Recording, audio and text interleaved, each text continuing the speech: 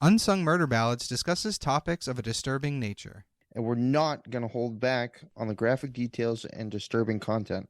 So we do not recommend our podcast for children under the age of 13. And while we respect the victims and their families involved in these tragic cases, we're also going to be critical of mistakes that are made during the investigations. And we're going to use dark humor to express ourselves now and then.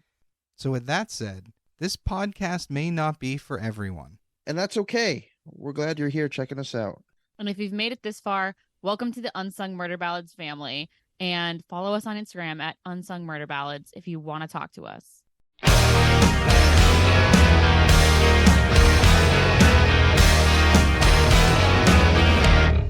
Hey everybody, welcome back to Unsung Murder Ballads. This is episode 63. I am Janus Dead. And I'm Joyous Dead. All right, sorry, I couldn't remember the number of the episode. I actually had to look up. I was like, oh shit, I couldn't remember. So figure out where we are. We're cranking them out these days. We are, and that's just it. And because of we're doing multiples at once, it's even harder, like multiple per week. It's just harder to keep track. Although I think you have the odd numbers and Jameson has the even numbers, so that'll help me as time goes on. And yes. Until somehow we get a curveball thrown at us, and then we'll see what happens. So you know how we always talk about the technology that we use to catch killers today. Mm-hmm. This one said, if you were a serial killer in the 60s, 70s, and 80s, and you got caught, how embarrassing for you. It's so true. It is. Like, what? It's true, but obviously they were stupid and got caught, like Gacy was and Bundy was. So. Right. It's literally, we talk about those old cases and it's like they literally were so dumb. It's like they weren't even trying. No, and the ones that did really try are now getting caught thanks to familial DNA. So that's going to be a big one. Going forward, we may see many, many more old school cases being solved. Right, which is cool. Would be very cool, yes. So, okay, so you ready to dive in? Let's rock. So this is a listener request, and it is coming from Eric, one of our listeners, and someone I know personally because we work together. And he wanted me to cover this case because it happened in his hometown. So we're coming back to Massachusetts for this one. All right, let's rock. Okay. One evening in 1987, sisters Tina and Karen Bowen, 15 and 9 respectively, attempted to contact their deceased mother by performing a seance in the basement of their Townsend, Massachusetts home. Now, I was going to say, I don't know if you've ever tried goofy stuff like that. I did as a kid, as a teen. I thought it was funny and fun, but never for real. Yeah, not for something as serious as like your dead parent, but right. Power to you? Yeah, you're asking for a lot in that situation. Yeah.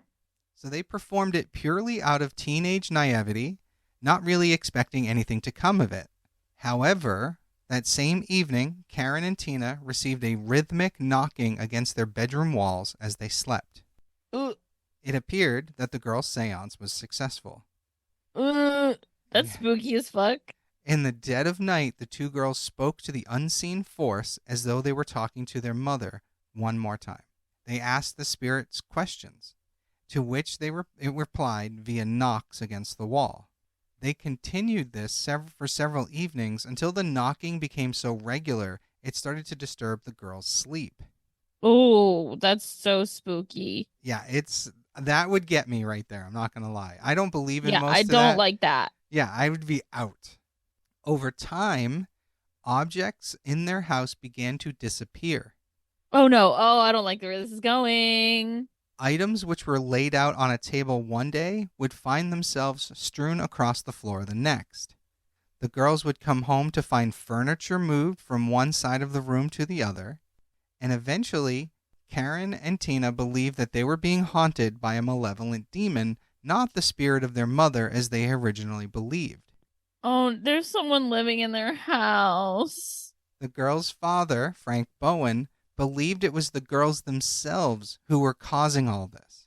Like that they were doing it for attention kind of thing. Oh, no, that's not right. The girls claimed to him that they believed they had unknowingly allowed a vengeful ghost in their home, but Frank refused to believe such absurdity could be real. Are they all living together? Yeah, Frank and the two girls. The Frank is the father, and the two girls, they live together in Lawrence, Mass. Yeah.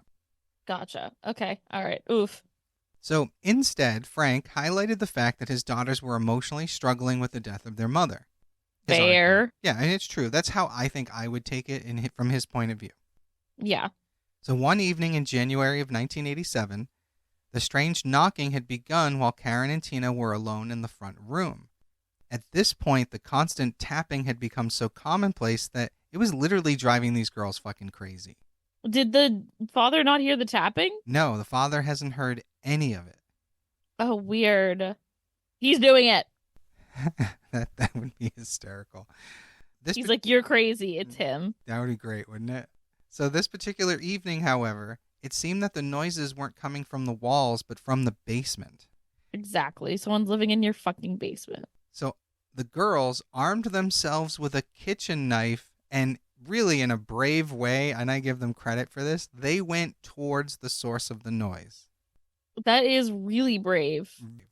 As they crept down below their house, they were greeted with quite the sight.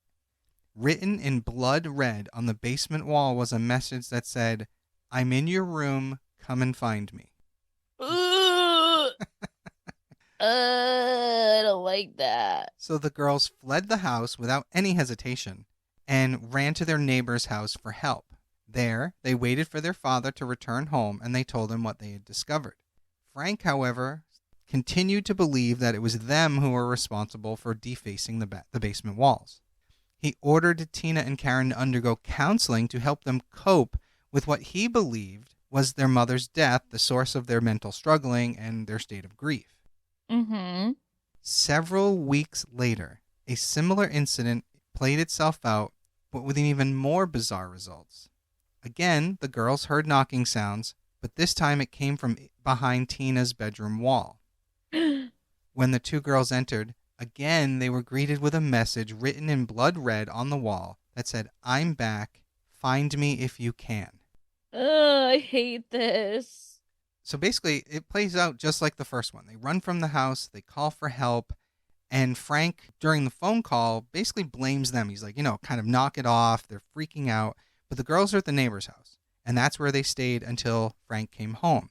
And he's so angry, he initially marches straight into the house and is about to reprimand them. But when he entered the house, he noticed that there were things that were already different from what the neighbor and the girls had already told him. So more things have been out of place since the girls left the house.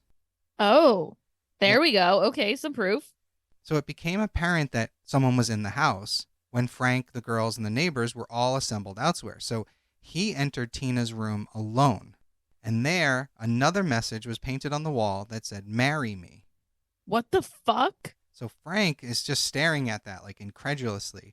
And he notices something on the other side of the room, and he turns, and he sees, standing on the other side of the room, dressed in his dead wife's clothing, a teenage boy. And he is wearing his wife's makeup, the dress, and a blonde wig. And what the fuck? And in one of his hands is a hatchet. Frank didn't know who this boy was, but his name, as we're going to discuss later, his name is Daniel Laplante. So Frank doesn't hesitate. He goes right after the kid, hatchet and all. And oh my God. The two of them struggle for a little bit, but Laplante was able to run from the room. And Frank went after him, but just as suddenly as the kid appeared, he just vanished. Poof. What the fuck? Yeah, just gone. Oh, that's so terrifying. Right? I mean, it would make me think my house is fucking haunted. Yeah, and just even like someone was able to sneak into your house, that's scary.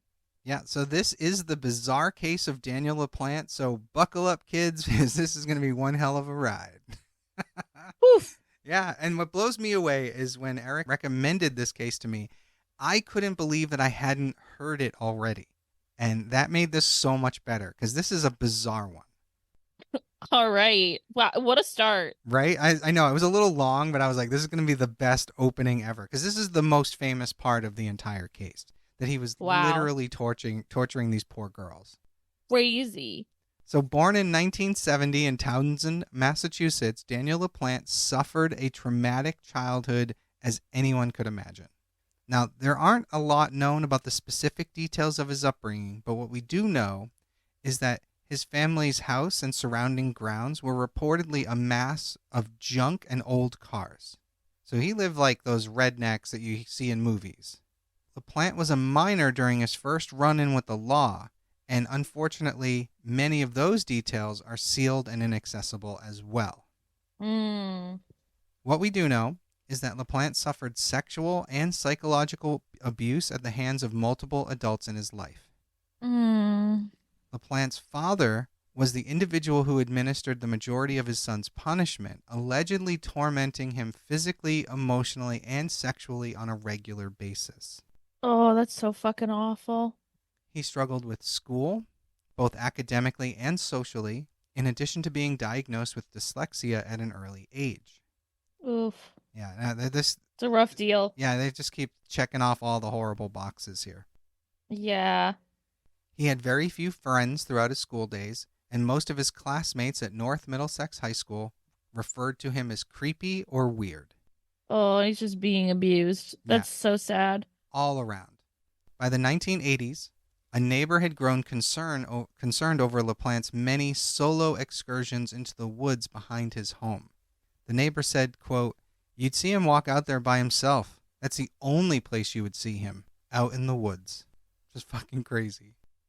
Insane. Kind of makes me think of the Matthew Hoffman case where he had that obsession with trees and leaves and brought all the leaves in his house. Oh, that one was fucking weird as shit. Yeah, that one not. They're different. They're both weird in their own ways. Luckily, they don't line up any more than that. Yeah, true. In his early teen years, Laplante was referred by school officials to a psychiatrist due to his abnormal behavior and general reluctance towards his appearance, his hygiene, and trying to improve himself in any way. That particular decision was likely the turning point in young Laplante's life due to the tragic circumstances that followed. Oh, no. It was here that Laplante was diagnosed with hyperactivity disorder, something which didn't mesh well with his already deteriorating mental state as a result of his troubled home and school life. The relationship between him and his psychiatrist took a dark turn when his psychiatrist made sexual advances towards him. Are you serious? I am very serious. That is so fucking awful. So fucked up. So the following year, the psychiatrist sexually abused Laplante during their sessions, something which no doubt left a lasting impact on his psyche. Like his father before him, this was a person of authority in his life who had been trusted to care for him, but instead added another layer of grief to his already painful existence. Ugh. Now, in his early teens, Laplante established himself as a small-time thief. He spent evenings breaking into people's properties in the Townsend area and stealing their valuables. As his burglary increased, his skills increased, so did his desire for torment. By the age of 15, he was breaking into people's homes and not only taking their possessions, but sometimes he would leave things behind. Oh, that's fucked, but it makes sense. Right. And I'll be honest, it's kind of funny. Like, is there examples of what he was leaving behind? No, unfortunately, like I said, most of this stuff is sealed, so I have no idea. But just imagine coming home one day and there's just like a bottle of Pepsi on your counter, that wasn't there when you left. I hate that. That's actually just what having ADHD is like. Oh, really? Things appear in my home all the time, or they disappear mysteriously. Okay, but you've roommates too, so that sort of helps, I think. That's true, and half of us have ADHD, so there's always a mystery. Right, so that's we wouldn't notice if we were being haunted. Yeah, I was gonna say that's funny. You wouldn't notice if there was someone living in your house. I probably wouldn't. There's so many people living here anyway. So he would also move items around people's homes in such a way that it was clear someone had been there, but not so much so that it was immediately obvious. So yeah, that's exactly like. Yeah. It would take a long time for me to notice. Yeah, that's so funny. So eventually he was invading people's homes purely for the purpose of playing mind games with the owners, which I think is hysterical. And, it's just funny in that prankster kind of way. Right. As we know, it's going to escalate. Right. It's going to get to a point where it's not funny anymore. So in 1986, Daniel Laplante set in motion a series of events that he would forever be known for. Laplante had obtained the address and phone number of a family in the local area. It's likely that he burgled their house at some point and had somehow gotten the phone number while in there, but that's not 100% confirmed. This house belonged to a family of 3, a father and his 2 daughters, Frank, Tina, and Karen Bowen. The daughters began to converse with Laplante via phone calls. He literally just called them up and said someone had given them their number and that he went to their school and that they had mutual friends and that sort of thing. And being the 80s, the girls were like, oh, okay. And they just started talking to him. And realistically, yeah, that shit happened all the time back then. So he lied to them, however. He basically catfished them and said that he was good looking, athletic, blonde, well educated, and still lived in that area. So Tina, the older of the 2, kind of became interested in him. And the 2 became more and more acquainted over several phone calls and even went so far as to arrange a date one night. Which it goes back to, remember that catfishing episode we did? Like, yeah. What do you think is going to happen when you show up and you're not who you say you are? That's the part that I just don't get. Doesn't make sense. When Laplante arrived at Bowen's doorstep, Tina was shocked to discover that this was not who she thought she was talking to the whole time. However, to her credit, she decided to go on this blind date anyway. Now, good for her. Yeah, I mean, it unfortunately sets everything else in motion. But right. But I mean, I give her credit because she was expecting this athletic jock type, and instead she was met with a disheveled, greasy, dark-haired kid with no attractive features whatsoever. Ugh. Yeah, that's a real bait and switch, bud. Yeah, that one's tough. I don't know what he was thinking was going to happen, but clearly he wasn't thinking. Yeah.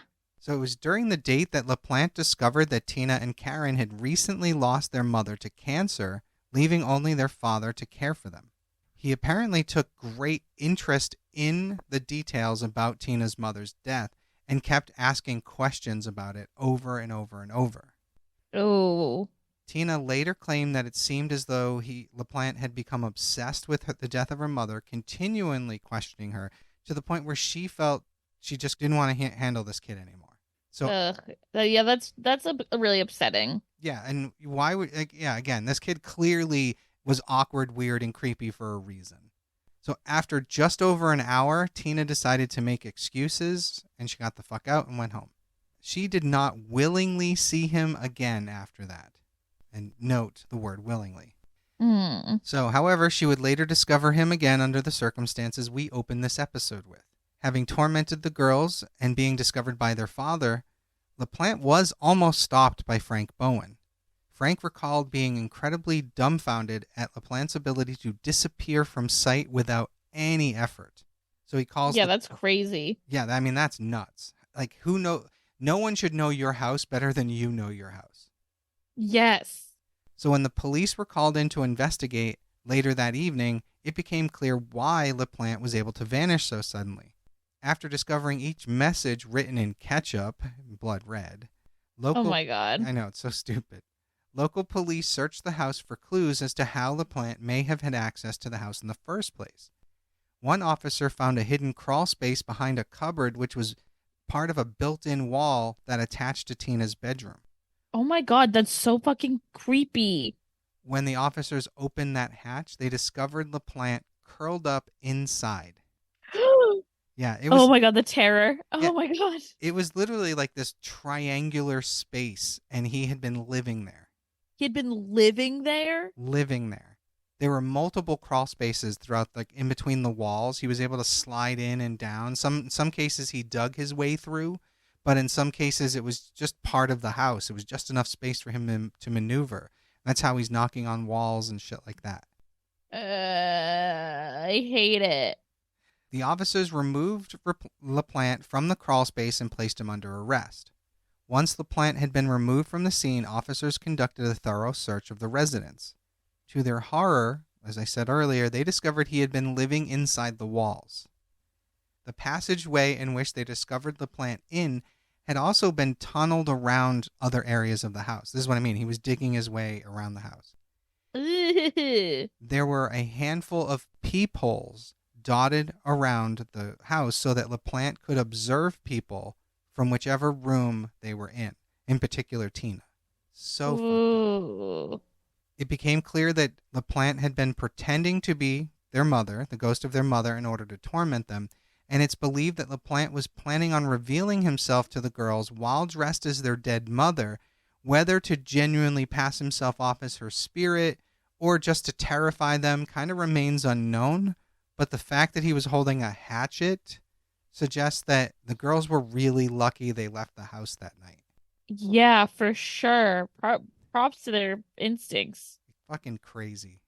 Following his arrest at the Bowen home, Laplante was held in a juvenile facility until October of 1987, so the following year, when his mother remortgaged her house to ensure his $10,000 bail. Damn.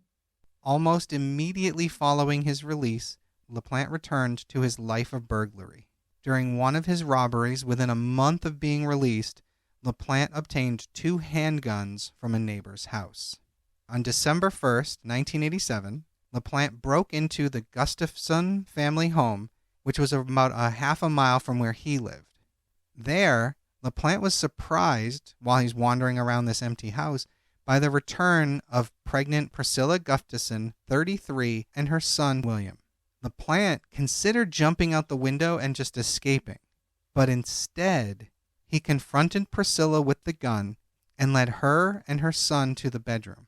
Oh my God. Putting William in the closet and tying Priscilla to the bed using makeshift ligatures and gagging her with one of his socks.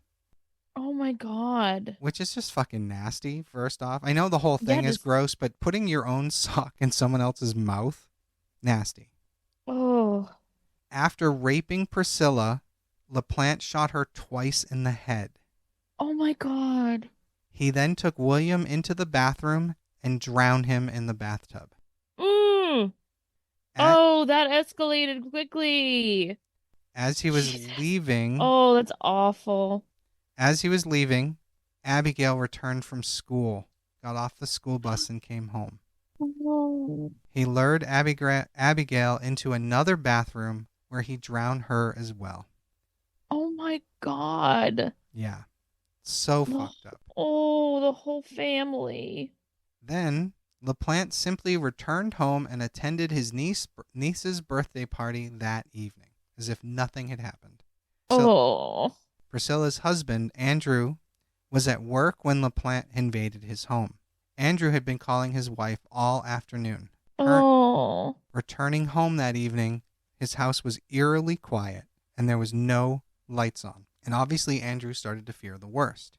Andrew went inside and discovered Priscilla laying face down on their bed. Pillows were dyed red with her blood splatter. Andrew left the home and called the police, who then discovered the body of Andrew's children in 2 different bathtubs. Oh my God, his whole family. Yeah, that's so fucked up. He later reported that he refused to look for the children himself because, quote, I was afraid I would find them dead, unquote. I can't imagine how broken that would make someone feel. Unimaginably. I mean, that's just fucking crazy. Everybody gone. Just gone. Given that Laplante's actions progressed rapidly from burglary to full-scale murder when he was in possession of a weapon, suggests that he didn't possess the confidence or physical strength to subdue his victims by hand. So had he not had a gun, he may have just gotten the fuck out. Right. Ugh. So Laplante was easily implicated in all of this using forensic evidence. Police even found the shirt and gloves he wore to drown the children in the woods behind the Gustafson's home. They were, and those items were still wet. Idiot. With the scent from his shirt, dogs tracked through the woods to within 3 or 4 feet of Laplante's home. Yep. So that evening, after the murders, Laplante was interrogated. Lacking evidence, though, they didn't have enough to arrest him. Police planned to return the following day, but Laplante had already fled, and a massive manhunt ensued. Wow. Yeah, I don't know. Why would you let someone like that go? I know I don't fully understand the law aspect of it, but at the very least, put someone outside his house. Yeah, for sure. Like someone watching. Yeah, this is a guy who he was living in one person's house, and he just murdered a whole other family. Right. Once the manhunt ensued, Laplante was considered to be armed and incredibly dangerous. And given his history, there was no telling what lengths he might go to avoid detection. A few towns over from Townsend, Laplante broke into a woman's home and kidnapped her in her vehicle. Jesus. The woman escaped, but Laplante was spotted by someone who had seen his photograph on the news. So now they're narrowing in on him. Mm-hmm. He would be found hiding in a dumpster 48 hours after his manhunt began. Oh my God. What a hiding spot. I guess he's trying to disguise his scent if he's thinking. That's a good call. I didn't even think of that. It's probably the only place he could find to hide. Probably. Yeah. So when he was arrested and searched, they found a hair belonging to Abigail, which was discovered on his sock. I don't know how that managed to be. Like days later, there's still a little girl's hair in his sock, which basically says That's weird. Yeah, he wasn't cleaning himself, which is clearly. nasty. I mean, he's clearly not in a home. He pled innocent to all charges. That's insane. Yeah, he stood there and said he was innocent. Motherfucker. Yeah, a year later, he was sentenced to 3 life sentences for the murder of the Gustafson family. Ugh. Since his incarceration, Laplante has shown little remorse for his actions. While clearly suffering from a multitude of personality disorders, Laplante continues to show that he is a broken man beyond repair. From the years of 1988 to 2014, Laplante attempted to sue the courts multiple times for violation of his rights. What the Yeah. Eat shit, dude. You ready for this? This is my favorite one. I've never heard this before. This is the first time I've heard this in a case. Wow. In one instance, he claimed that the prison system violated his religious rights as he claimed he was a practicing Satanist. Huh. Yep. According to what is it? His right to be free or something? Well, according to his claims, he is required sufficient materials in order to carry out certain satanic rites, but those have been denied to him in prison. So, which is ridiculous because I don't know much about Satanism, but I'm pretty sure you don't need much to do any of their religious activities. Yeah, it's a load of shit for sure. Yeah, it sounds to me like he thinks he gets to sacrifice like lambs or something. Yeah. That's what it sounds to me like. He doesn't have any idea what the fuck he's talking about. No. So in 2017, it seemed that Daniel Laplante may have finally come to terms with his actions. While appealing for a reduced sentence, he made the statement, quote, "I do not have words to fully express my profound sorrow, but I'm truly sorry for the harm I have caused. From the very essence of who I am, from the depth of my soul, I am sorry," unquote. Well, it's a lot fucking late, dude. Yeah, it's a lot late. And really, that sounds like the most rehearsed amount of bullshit I've ever heard. Yeah, for real. So fortunately, Laplante's appeal was denied, and he will therefore spend the rest of his life in prison with no chance of early release, which is where he should be. Absolutely. Rot. And Andrew Gustafson passed away in 2014, but apparently on his deathbed, he is alleged to have claimed, quote, "Don't ever let him out. He should rot in prison," unquote. Mm-hmm. And that is the case of Daniel Laplante. Damn. I told you this was a short one tonight, but it's a fucked up one. But fucking weird, and just like living in someone's house. That's so Oh, fucked it makes up. me think of this fucking like kind of shitty horror movie that I used to watch on Netflix called The Pact. It feels like this was based off of that. Interesting. It could have been. I don't think I know that one. I'll have to look it up. It's not like particularly good, but it always like was one that terrified me because I guess this spoilers. If you're gonna watch this movie, stop listening.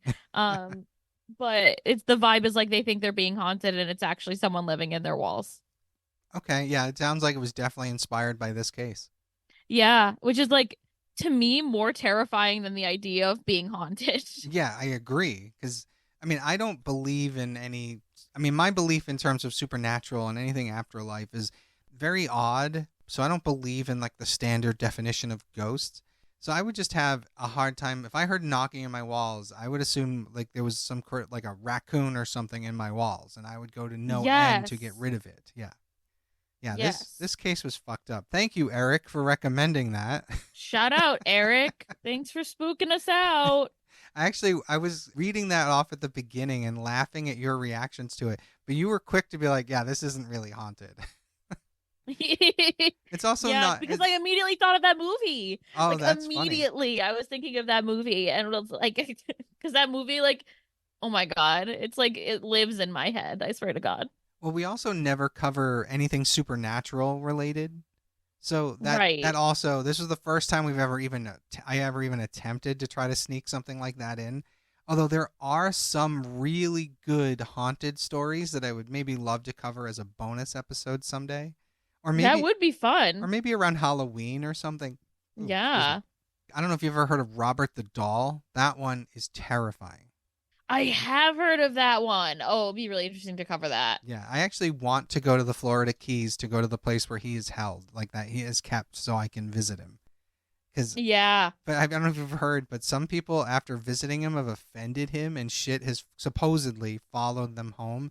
So like they've sent apology letters to the doll, and That's fucking nuts. those letters are on display with the doll. It's so fucked up. Oh my God. So I'm like, I have to go. I don't believe And in are it. you gonna offend him on purpose? I have no idea because I don't believe in it, but I'm also not an idiot. I don't poke bears. You know what I mean? Right. I just feel like you're curious and you would Yeah, start a problem. I don't know that I would antagonize him, but I would certainly ask for proof, but then I might regret asking for proof. So who knows? But yeah, those supernatural cases I do tend to steer away from because it's not what we do here. But Right. they are interesting, and for bonus episodes, and like we said, Halloween, they could be fun. So maybe we'll dig that up. Maybe we'll cover Robert the Doll later this year for Halloween. 'Cause- Yeah, that would 'cause- be fun. Yeah, because we haven't figured out what we're doing for Halloween this year. Because we did the Seven Deadly Sins last year, and I think 7 episodes in a row might have been too much. Oh, it's a lot. Yeah, yeah. So maybe we do something smaller. Maybe we do like 3 or 4 ghost stories right before the Halloween episode or something. Again, we're doing 2 episodes a week now, so that is going to influence how many we do. It'll be weird. We'll see what happens. Mm-hmm. All right, everybody. Thank you for joining us once again. This was episode 63, which is awesome. And yeah, we'll see you soon. I am Janice Dead, And I'm Joyous Dead. and we'll see you next week. Bye.